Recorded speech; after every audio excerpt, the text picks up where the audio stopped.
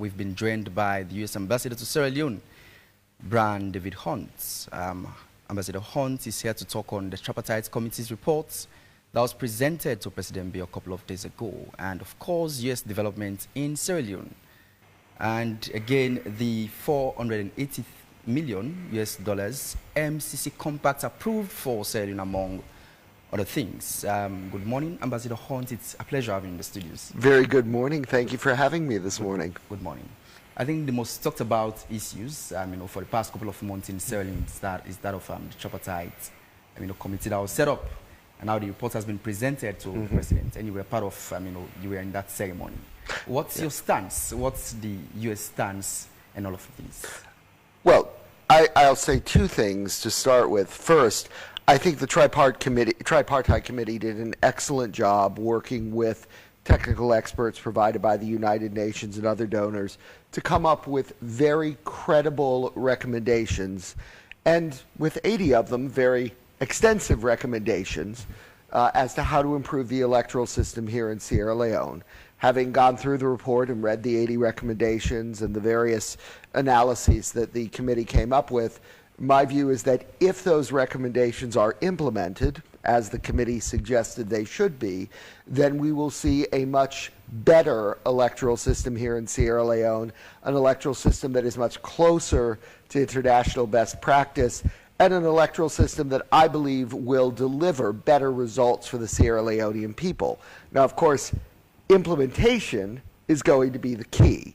A report is only as good as what you do with it. So the committee has made a number of recommendations as to how we should go forward in implementing the report. I know the government is taking those recommendations very seriously, so I hope that we will begin to see decisions from Cabinet, legislation introduced in Parliament, regulations introduced in the various election management bodies that speak to what the Tripartite Committee has recommended.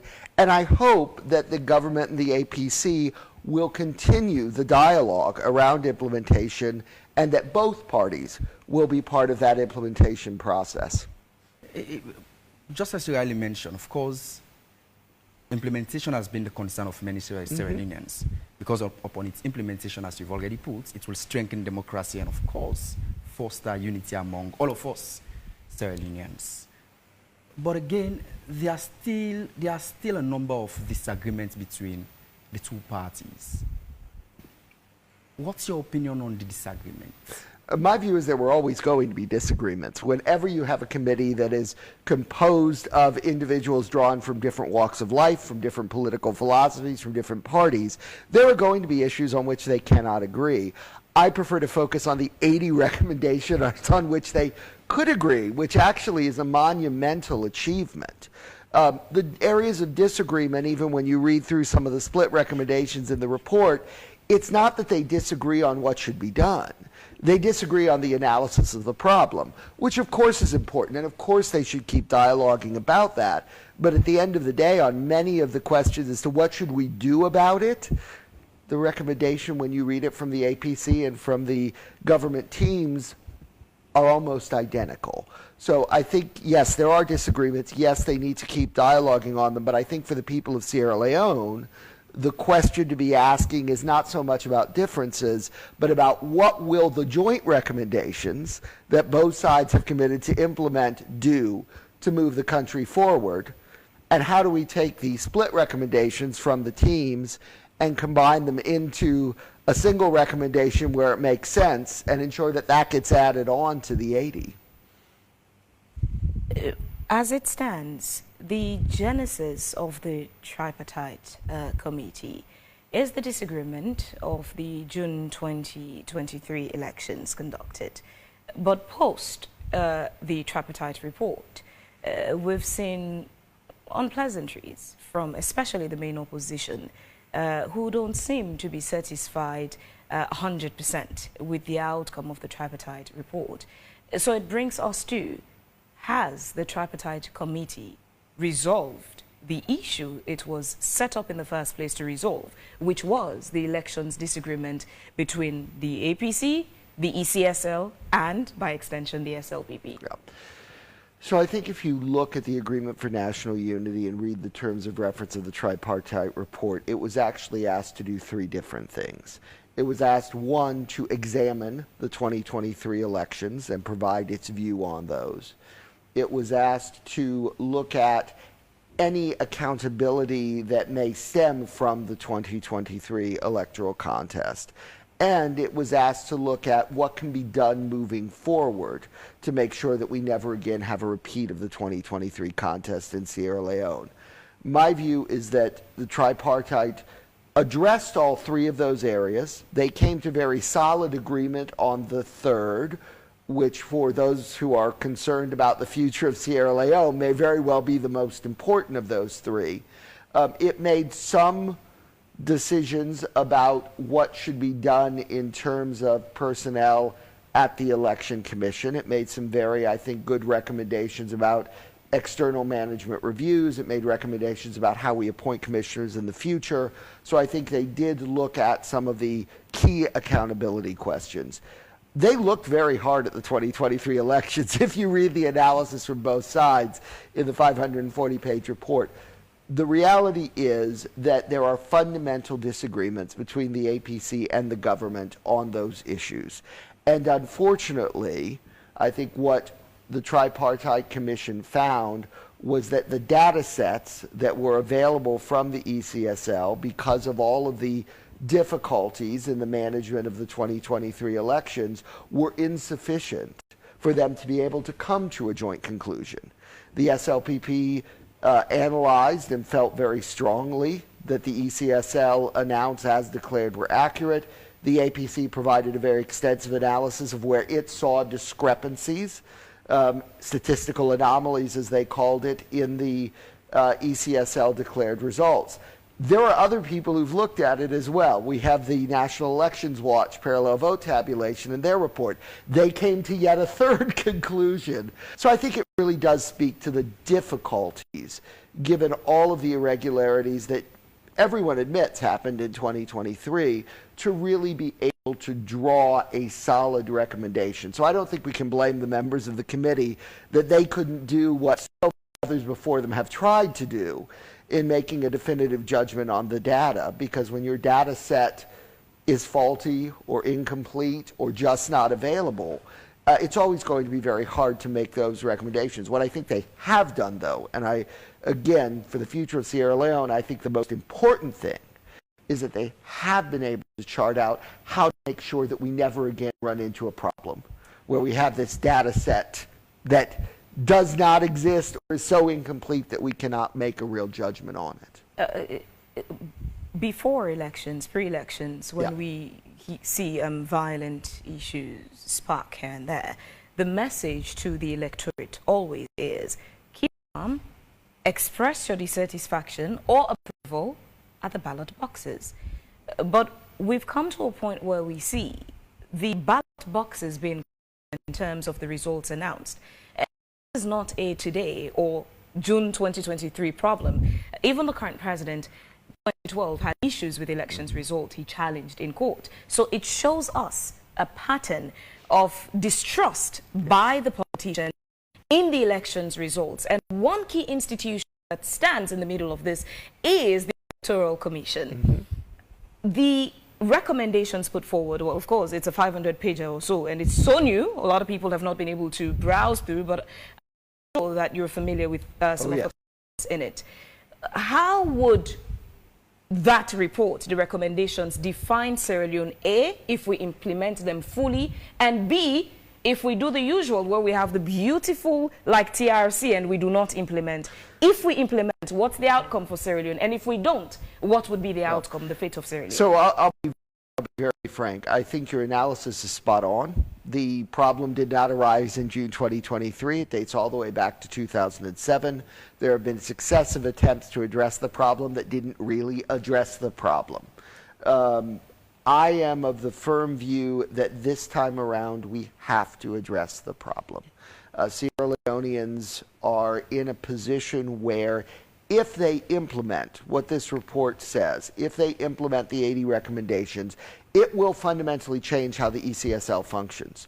The report changes the selection of the ECSL commissioner process to make the nominations come through a civil society panel rather than allowing people to simply select whoever they want to serve on that commission. It creates new professional qualifications for commissioners. It puts in place new safeguards, hiring of staff, and ensures that that process is more transparent and geographically representative of the country. It puts in place new requirements for the ECSL to operate in a transparent fashion. The problem the committee found was that the ECSL was classifying documents or not releasing documents, so no one really knew what the ECSL was doing. It creates a new parliamentary oversight committee. It makes very clear that operational matters should be handled by professional staff.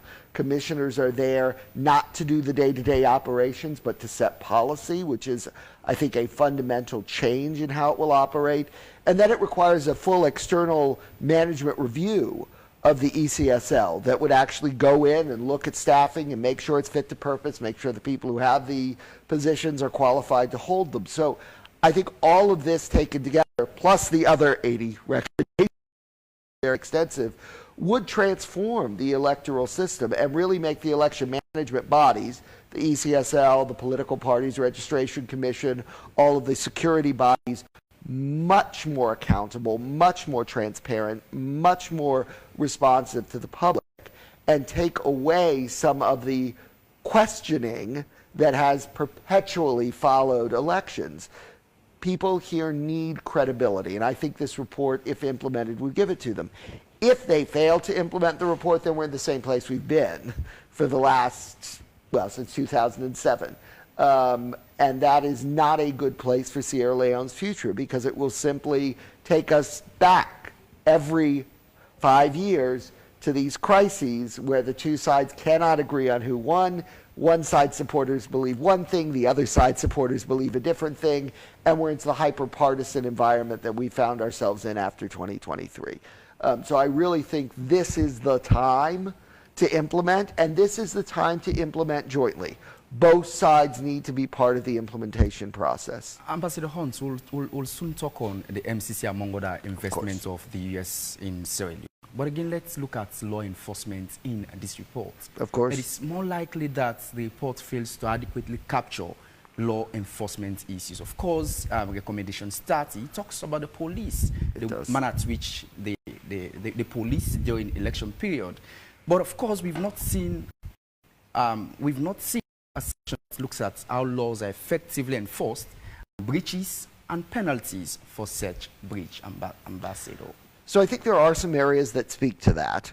There is a new recommendation in there that deals with campaign finance, violation of campaign finance laws, violation for use of state resources, that will now carry up to the penalty, if implemented, would carry up to the penalty of disqualification of a candidate from being able to seek office, which is a tremendously increased penalty over what you currently have, and I think would help to address some of the very fundamental issues with people misusing state resources during elections or violating the campaign finance regulations. It also speaks to the whole question of oversight, transparency, and accountability of all of the law enforcement entities involved in elections, and again provides a number of recommendations, as it does for the Election Commission, as to how to ensure their operations are much more transparent. It also spends a lot of time talking about the Independent Police Complaints Board and the need to regularize that, give it legal standing, ensure that it's able to fully carry out its function to make sure that citizens who do feel that they have not been treated fairly by the police have a place to go for redress. So I think it gives some very solid recommendations. Clearly, the reform of the entirety of the justice and law enforcement sector was well outside the scope of what the committee could look at. But I think in terms of the electoral piece of that, which is what they were asked to examine, they did a fairly good job of giving us recommendations that will make the electoral piece of that better. We all agree there needs to be comprehensive justice reform here in Sierra Leone. That's something that the government and the opposition have talked about extensively. I hope that they will move forward with that as well. But I don't think we can expect an election report to fundamentally address some of the much more ingrained issues that are generalized across large areas of society. You forced to comment a statement with regards to the Tripartite Committee. Many have commended that moves, you know, in terms of what we saw on X. But again, others kept criticizing, you know, even the report that was issued by the US, tweet that was made by the US, saying that the international partners know the problem of Sierra Leone, and they seem very hypocritical to, of course, make it very open to the president also as to what should be done in terms of the process itself. What's your submission to say?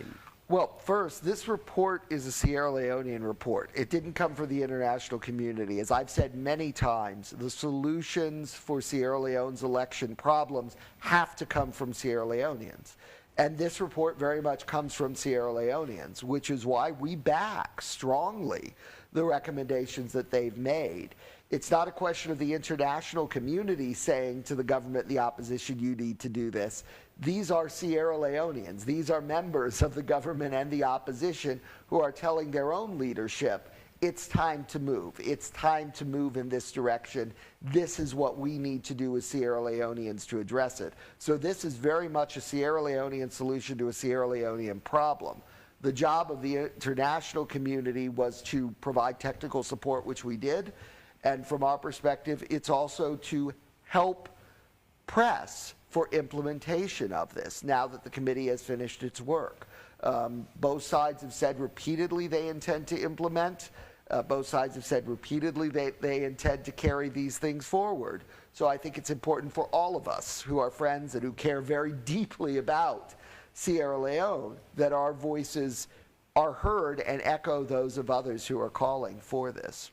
Voters' apathy, quickly Fabian, voters' apathy and that of participation, I know, are always a concern to the international partners.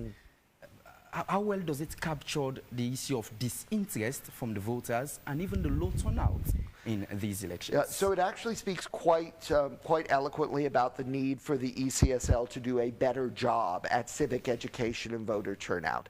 There's a number of recommendations about the ECSL needing to be much more proactive in driving that process, in working much closer with civil society organizations, in making sure that they have the resources necessary to help educate the voters of Sierra Leone and encourage them to go to the polls. So again, I think that the recommendations that the committee came up with are spot on. It's a question of implementation, and I hope that the Commission takes that recommendation very seriously and drives it forward. Ambassador, Sierra Leoneans in excitement, the MCC, we finally were looking forward to, we got that. Are you familiar with the timelines and how much longer it's going to take for Sierra Leone to receive the money, especially when the agreement is that Sierra Leone would be investing in the energy sector? Yeah. So let me say a couple of things. First, the way the MCC process works is that the money will ultimately be made available for projects here in Sierra Leone. We don't write a check and hand it over to the Sierra Leonean government. There'll be a joint implementation unit that's set up that makes the contracting decisions, awards the contracts for the work that needs to be, that's been agreed to be done under the compact, oversees that. The checks go to the contractors who are carrying out the work. So I think that's an important distinction to make. But in terms of timelines, the board has approved the compact. The board now has to notify our Congress of their intent to sign the compact. And Congress has a period of time under which it needs to say yes or no and raise more questions. So we're just at the start of that process. Now that process normally goes relatively quickly. In some cases, Congress has more questions, and I can't predict what Congress will ask or want information on. They have signaled that they wanted very much to see the final report. They've signaled they want to see progress on implementation of the final report of the Election Commission before Congress will say yes to the signature. So we are in the process of notifying them, and we'll see how long Congress decides it wants to take to deliberate over this and ultimately give permission. My hope is that we can close this out certainly as quickly as possible, because I do think Sierra Leone needs the resources, but at the same time, I do think it's important that we have some balance here and we make sure that that report isn't just put on a shelf. So we're going to be looking very carefully to see what happens over the next few weeks in terms of decisions on implementation. Once the compact is signed, there is what they call a pre-implementation period.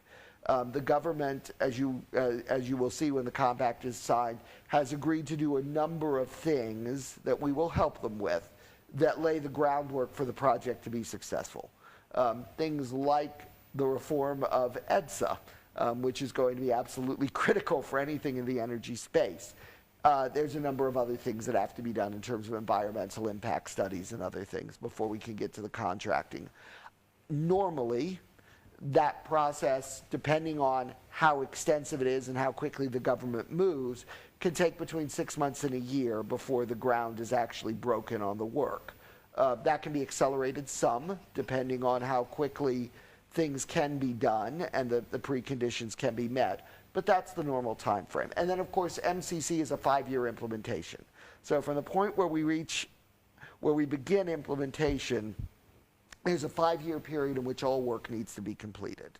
Now, as you know, when you're dealing with large construction projects, those first few years, you don't see quite as much as in the last few years, simply because of how construction works. You have to do the architectural designs, you have to do a lot of the preparation of the ground, so it does take more time before you see the big works coming online. But I would say you're probably looking at having it entirely done within about a 6-year time frame, but you should begin to see some parts of it completed much sooner than that, some as early as year 2 or year 3 of the implementation.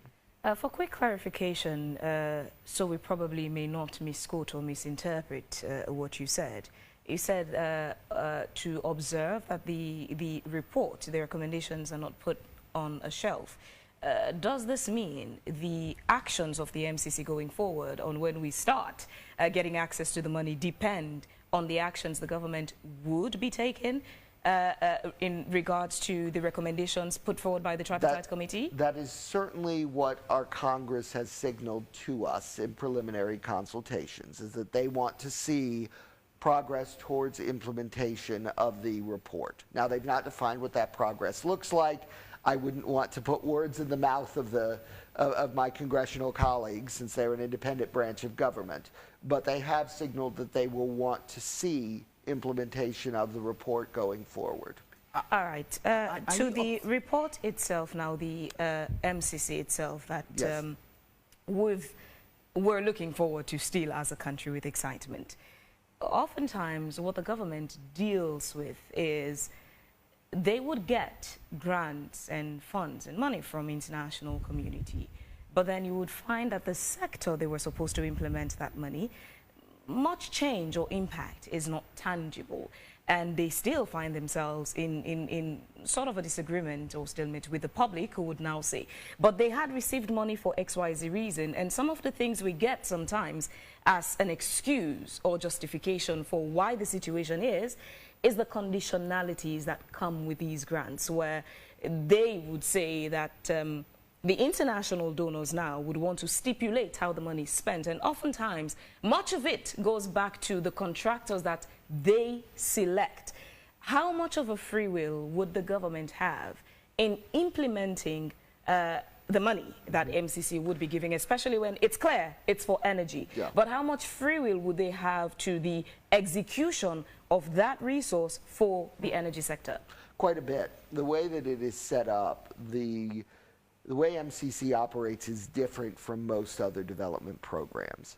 They will set up here in Sierra Leone what's called the Millennium Challenge account, which will be a local entity that has a board comprising both U.S. and Sierra Leonean representatives, and that entity will direct the implementation.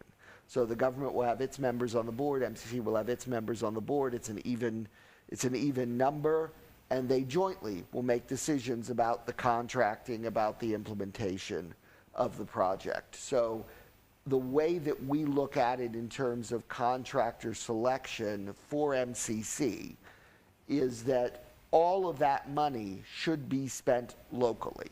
This is not consultancies, this is not people coming in to give advice. That's not what the MCC does.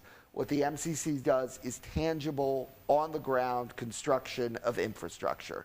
That's its comparative advantage. So what you should see is $480 million going to building your energy distribution and transportation network. Ambassador Hunt, if I am right, the actualization of the MCC money is contingent on the implementation of the recommendations in the tripartite report.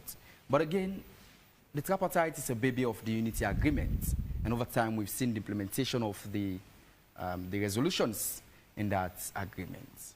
Are you of the firm conviction that yes, indeed, Sierra Leoneans, perhaps the government, will heed to these recommendations and see the implementation of same? So I obviously do not have a crystal ball, or at least I didn't consult it this morning before coming in. What I would say is that the U.S. government takes what the Sierra Leonean parties tell us at their word until it is shown otherwise. So we have been told by both the government and the APC that they intend to fully implement this report. Until I see that they're not doing that, I will be more than happy to believe that they will do so, and I will continue to work with them to encourage them to do so, provide them the technical support to do so. If at some point we see that the implementation is not happening, then we'll be having a very different conversation. But the way that the MCC is structured, we have to have congressional approval for the signature. Congress has signaled they want to see implementation. Congress did not say they needed to see every recommendation implemented or this percentage or that percentage. What Congress is going to look at is to ensure, when it's asked to approve the signature, that there is progress being made, and sufficient progress so that they can have confidence that the key issues that evolved in 2023 are not going to repeat themselves. We're very concerned, frankly, about making a 6-year commitment to Sierra Leone, having an election coming up in 2028, which would be about midway through that 6-year commitment, and then having a repeat of 2023 and having to say, well, this country's no longer on a democratic trajectory. We have to pause everything. That's a waste of everyone's time and resources. So we want to make sure that when we begin, we're very confident. Obviously, we can't predict everything, but we're very confident that the country will continue on a solid democratic trajectory, which is what the law requires for MCC to implement. Before the approval of the MCC, there is the gas plant projects by the U.S. Many Sierra Leoneans are misunderstanding the two as we speak, taking into account the bidding process for the former, I mean the gas plants project. Many are thinking it's the dues of the MCC that is currently dripping on the gas plants project. So how will you delink the two? Yeah, so they're two completely separate things, two completely different U.S. government agencies that are involved, different sets of U.S. government funds. They do not overlap. The 480 is spent by the Millennium Challenge Corporation on the distribution and transportation network of energy per the compact. The $410 million is from the U.S. Development Finance Corporation, and that is going to the private sector that is developing the gas project. So that is not a government project. That's entirely private sector driven. What the Development Finance Corporation has done is essentially serve as the bank to the private sector to finance and to provide investment insurance guarantees for that project. So it's different money, different purpose, different entity that's receiving the money, but it will have also a tremendous impact on the generation of power here in Sierra Leone, which, as we all know, is a very serious problem right now. Ambassador, we've had a couple of messages on our Facebook page, and it's time we go through some of them. We can't go through all of them. First, from my end is from Kaifala Kosia, who says, internal issues as Sierra Leoneans have been addressed by the U.S. ambassador. That's his question. Mosdi says, my question for you, Mr. Ambassador, there's a popular view by most, if not all, Sierra Leoneans that this government, okay, I'm going to skip that question. Shaka Brahima says, how can the MCC compact be tied to that agreement? Abbas Abib Kokabangali says, why America government is playing with people's lives in Sierra Leone? This idea of holding the MCC grants because of political instability, which we all know political instability is not possible in Africa politics, because after elections, for example, the election observers may not understand some processes in Sierra Leone electoral systems. They will do the observation, leave our country by saying that the elections were not transparent in the report. These are the type of reports that has created problems for the losing parties not to accept election results. To me, it's obvious that, okay, this one is not also clear. Okay, Mosdi's question here, he says, my question for you, Mr. Ambassador, there's a popular view by most, if not all, Sierra Leoneans that this government is not recognized by the international community because of the problems in the past elections. Now that we have gone through this tripartite process, can you here and now tell us whether the United States is officially recognizing the government of President Bio? Thank you. Yeah, continue if you have another. Let me keep watching that. Okay, I think for time we'll just have to limit the messages to those. Ambassador, your Sure. response? So on the first question, the questions of democracy and human rights are questions that are very important domestic ones. They are also very important international ones. Sierra Leone has made certain commitments under the International Convention on Civil and Political Rights, as well as the Universal Declaration on Human Rights. Some of those commitments relate directly to the holding of free and fair periodic elections. So the international community does have a very strong interest in what happens on those matters, and that's very much why myself and other international ambassadors and the UN and Universal Periodic Reviews talk about those issues in Sierra Leone. It's not to criticize, it's not to judge, it's to try to encourage the government and the rest of society to live up to the obligations that this country has made under international agreements. On the MCC, I would challenge the idea that there cannot be stability in Africa. There are many African countries that are at least as stable as the United States. I would argue some are perhaps even more stable at times. South Africa, for example, just went through a very historic election process where the ANC lost the majority for the first time, and that government is forming. It is looking very much like any transition of power in Europe or the United States. So you can absolutely have stability on the African continent. And South Africa is but one example. Botswana's had stability for a long time. Namibia's had stability for a long time under democratic systems. Ghana, even Senegal just went through, yes, they had some challenges during their election, but they've made a very stable transition of power. So I think it's very fair to anticipate that Sierra Leone can do the same. And under the terms of the MCC, one of the laws that our Congress has passed is that in order for the MCC to provide funding to a country, it has to be moving on a sustained democratic trajectory. Sierra Leone obviously has had its election problems in 2023. We took a pause. We gave Sierra Leoneans the opportunity to work through that. I think the Agreement for National Unity, the Tripartite Commission final report show that Sierra Leoneans are serious about doing that. And frankly, I'm reasonably confident that they will continue to move towards implementation. But yes, there are conditions that are imposed by our Congress on the MCC. So the MCC has to take these issues into account when it's evaluating whether or not to move forward with a compact, not just in Sierra Leone, but anywhere around the globe. It's just fundamental to how they have to do their business by law.